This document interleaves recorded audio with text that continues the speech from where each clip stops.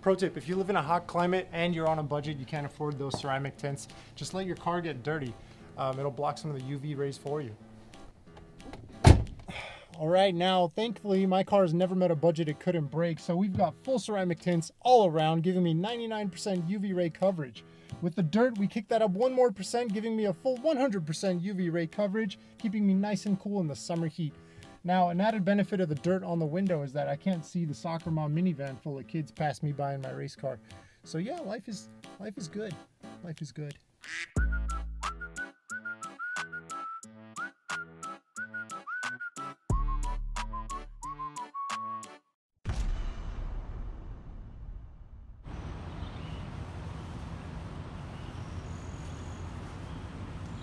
We're on our way to San Francisco right now. There's farmland and everything right behind me.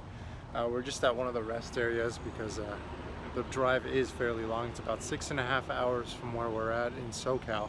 So yeah, it's pretty nice. Just gonna have some breakfast right now, and hopefully we'll be making it to San Francisco in the very near future. 6.5 hours later.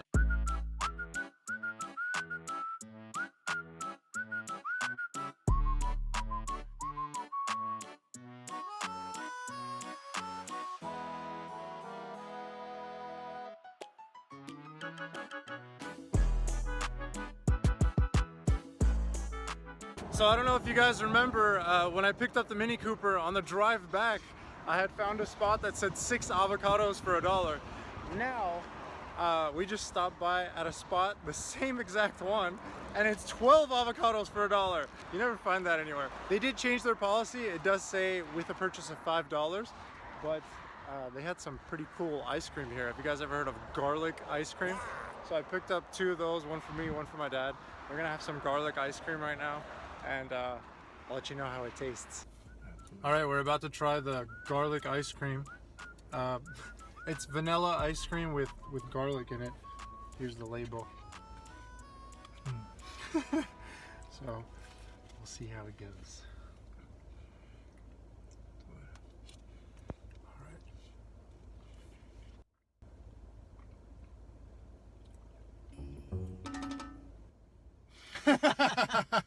It's like vanilla ice cream with an aftertaste of garlic.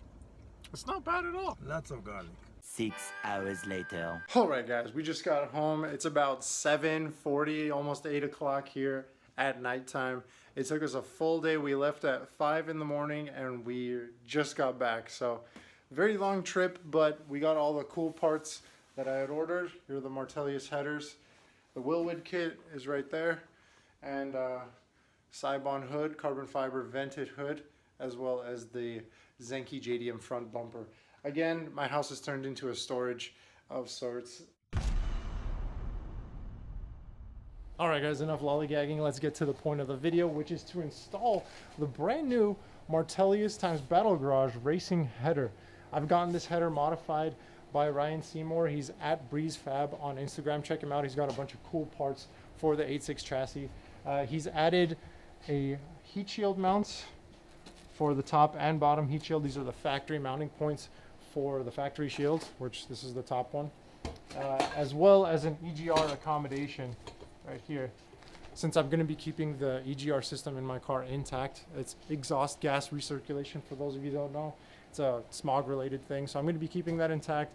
Just going to plug right in. I may have to trim the banjo bolt, but I'll tackle that when I get there. But basically, this guy's going in and replacing the factory manifold that's in my car right now. If you guys haven't heard the car before, I do have an exhaust video. I'll link up here somewhere where you guys can see what the car sounds like with the factory manifold and the Fujitsubo Legalis R exhaust on the car. My car does have a built motor with cam, so it's going to sound different than a standard 4AG, but it'll give you guys an idea of the sound difference that the headers will make. Although that's not the reason why I'm installing it. I'm actually going to be installing it for clearance as well, because I do have some clearance issues with the current setup with the factory manifold. The exhaust is bumping up against the bottom of the car and making rattling noises. So I'm hoping that with the adjustments on this, it's a 2-piece manifold, see?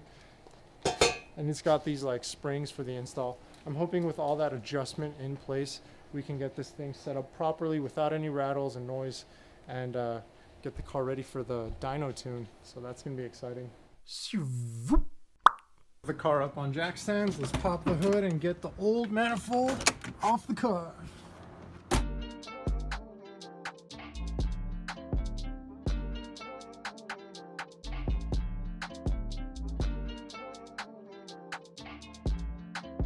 I've already taken off the bolts that attach the manifold to the block, as well as the EGR banjo bolt that goes here.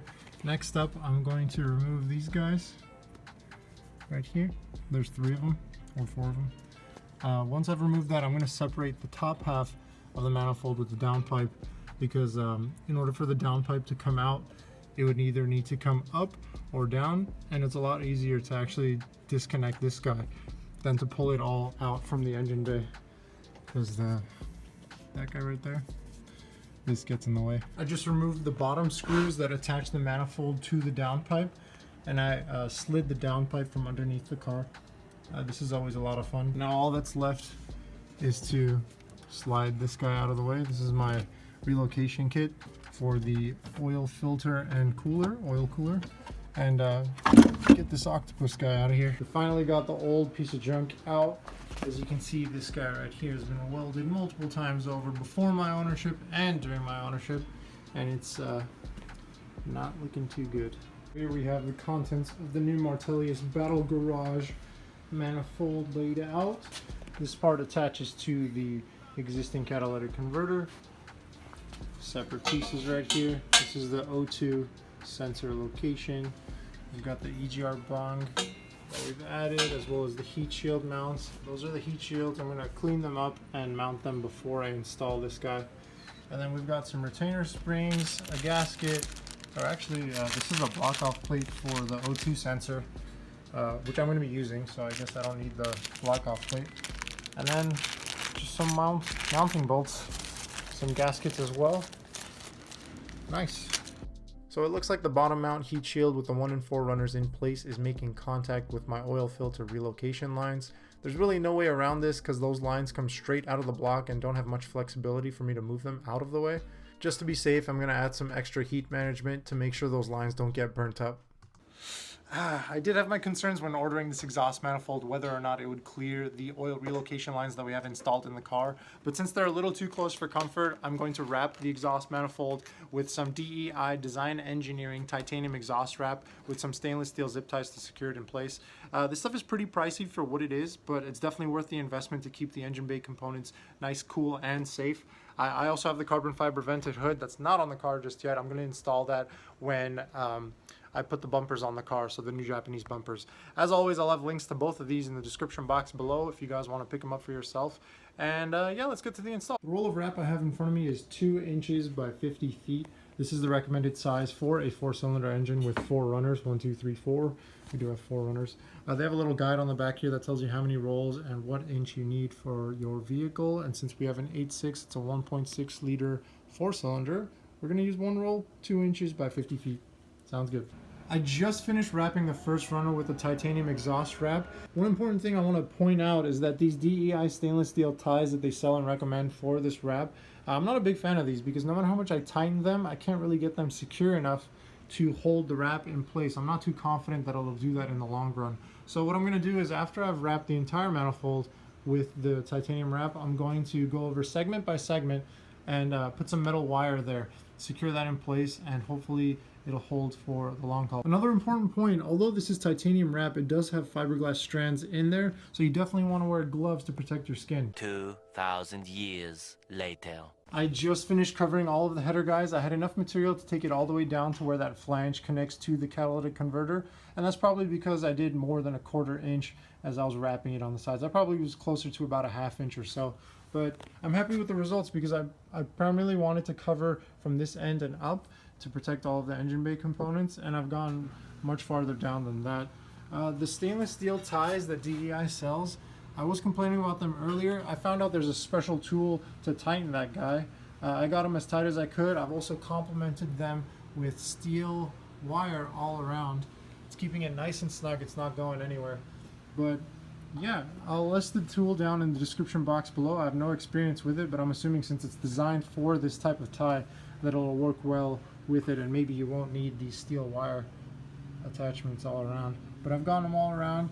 There are a few spots where there's some excess thread sticking out. I'm just going to cut those and clean that up. The O2 sensor, I have a new Bosch unit on the way. It has a longer wire to accommodate the relocated O2 sensor, which sits just a bit further than what factory would. But outside of that, I've also heard that you can modify the loom where the O2 sensor, the factory one, sits. You can cut that open and maybe stretch the wire out. I don't think that's necessary, especially since the O2 sensor in my car looks pretty dang old. I'm not sure when the previous owner changed it, and I want to make sure that I have a new one on my car, considering everything else is pretty much new at this point. Number 1 and 4 runner are on. Next up is the 2 and 3. Looks like we got good clearance now. The heat shield is resting just above the oil cooler lines. Paired with the titanium wrap, we should be good in terms of heat. This guy's not going to be so close. I'm going to move him back up. Everything is pretty much loose here, including the distributor cap is off, just so I have room to play around with the header as I put it in. We've got all the runners in place now. The only difficulty here really was getting the manifold itself attached to the block. They do stretch a bit, so you gotta give it some muscle to make sure that it lines up with all the holes on the block. Aside from that, I did have to hammer the bottom heat shield just a bit to give it more clearance. I'm happy with the spacing now, and especially with the titanium wrap, I shouldn't have to worry about heat in the future. To give you guys an idea of what we're working with here, here's the banjo bolt that I need to shorten. Just gonna hand tighten it for now. Gotta shorten it about that much so I could fully tighten. I've tried going at it with a hand file and it was just gonna take way too long, so I'm gonna hit it with the Dremel and see how it goes.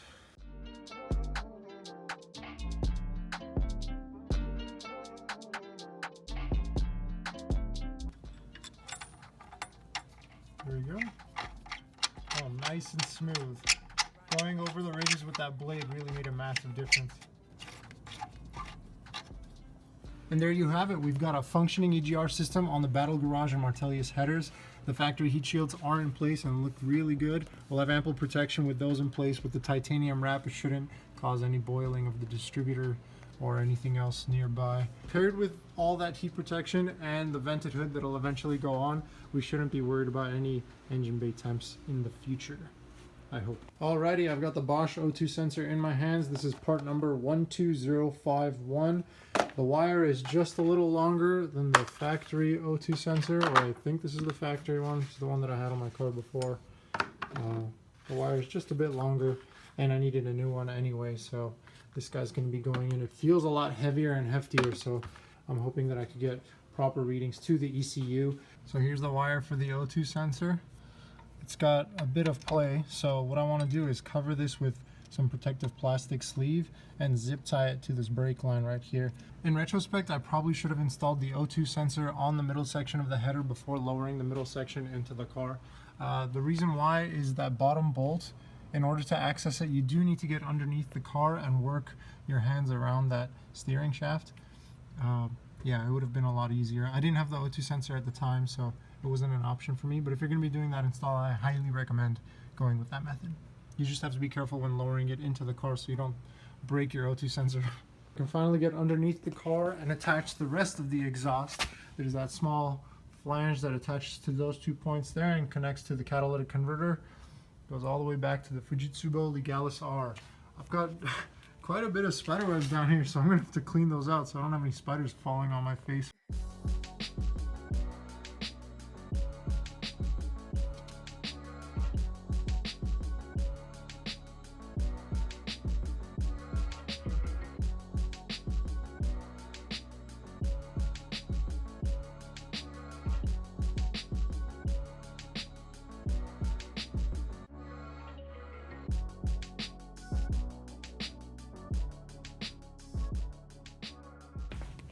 I was just underneath the car doing some finishing cleaning on the exhaust. I didn't want any dirt or fingerprints on it, so I just sprayed some simple green and wiped it down with a microfiber cloth. It's nice and shiny now.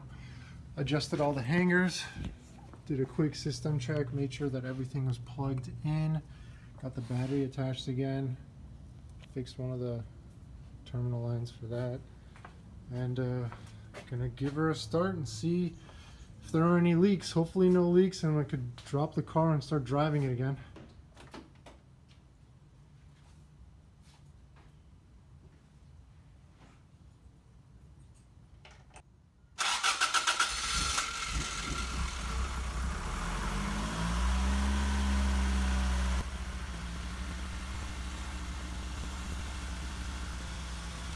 Sounds pretty good so far. I'm gonna be dropping the car next and then waiting for it to get to normal idle. Some of the smoke is gonna be coming out of the engine bay. That's just the new material on the exhaust manifold burning off. It's the coating that they usually use for preventing rust and whatnot. Yeah, it's fuming off quite a bit. I hope something's not on fire. See all the fuming off. Coming right off of that titanium wrap. Ooh, it definitely sounds a lot beefier. I want to get some quick exhaust clips for you guys so you can hear the difference.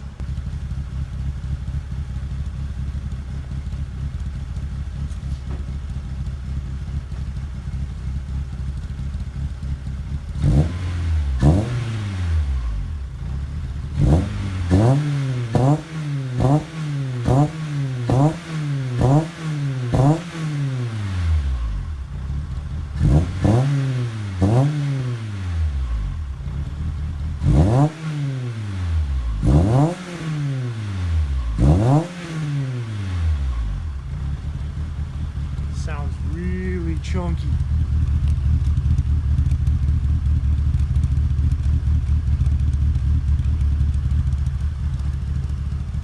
Alright guys, that's going to be it for today's video. Thank you all for watching. Don't forget to give the video a like and subscribe if you like the content and want to stay tuned for more. We have a lot more stuff coming up for the car, as I always say for the video. This project seems to never end. So hopefully next up the car will be getting pro-tuned on the dyno with a new Haltech ECU unit. That is a pretty big item and I may be delaying it a bit depending on how the car runs, obviously, but that's the next big ticket item. If not, I have a lot of extra parts laying around, some smaller to-do list items that I'll probably be installing as well. I'm primarily waiting for the front bash bar from Devil Run to come in, and then once that comes in, I can install the cosmetic stuff, including the vented carbon fiber front, hood, as well as the Japanese Zenki front bumper and the Japanese Kuki rear bumper. So that'll change up the car a whole lot, and then we can start thinking about paint and cosmetics and things like that. The cage also needs to get painted, so there's just so much to do on this car. So stay tuned. This is like probably episode 11 or 12, I'm not even sure, I've lost count at this point, but I feel like we're probably gonna have like another 12 episodes to go before this guy is fully complete and ready to go. As always, thank you all for watching. Stay healthy, be happy, and take care. Peace out.